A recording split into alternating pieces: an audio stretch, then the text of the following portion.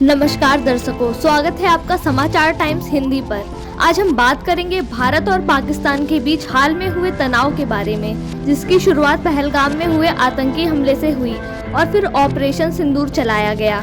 22 अप्रैल 2025 को भारतीय प्रशासित कश्मीर के पहलगाम में एक आतंकी हमला हुआ, जिसमें 26 पर्यटकों की जान चली गई।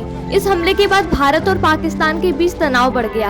भारत ने इस हमले का आरोप पाकिस्तान समर्थित कश्मीरी प्रतिरोध नामक एक समूह पर लगाया। इस हमले के जवाब में 7 मई 2025 को भारतीय सेना ने ऑपरेशन सिंदूर शुरू किया, जिसका उद्देश्य पाकिस्तान प्रशासित कश्मीर में आतंकवादी ठिकानों को निशाना बनाना था। इस समझौते के अनुसार दोनों देश जमीन, हवा और समुद्र में सभी सैन्य अभियानों को रोकने पर सहमत हुए।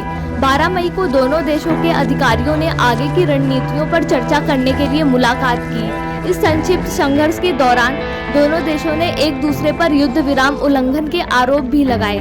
हालांकि राजनयिक प्रयासों और बातचीत के बाद स्थिति स्थिर हुई और दोनों देशों ने शांति की दिशा में कदम बढ़ाया।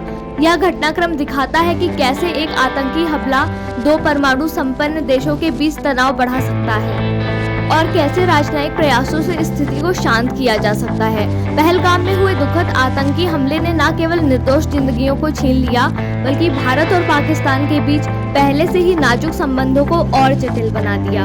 ऑपरेशन सिंदूर भारत की ओर से एक जवाबी सैन्य कार्यवाही थी, जिसका उद्देश्य सीमा पर आतंकवाद को रोकना था। हालांकि इसने पाकिस्तान की ओर से भी प्रतिक्रिया को जन्म दिया, जिससे दोनों देशों के बीच सैन्य टकराव का खतरा मंडराने लगा था।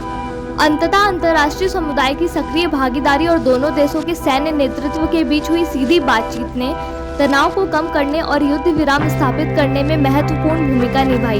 यह घटनाक्रम क्षेत्र में स्थायी शांति और स्थिरता की आवश्यकता को रेखांकित करता है, जिसके लिए निरंतर संवाद और आपसी विश्वास बहाली के उपायों की आवश्यकता है। भारत और पाकिस्तान के बीच संबंधों पर हमारी विशेष कवरेज देखने के लिए समाचार टाइम्स हिंदी को सब्सक्राइब करें। धन्यवाद।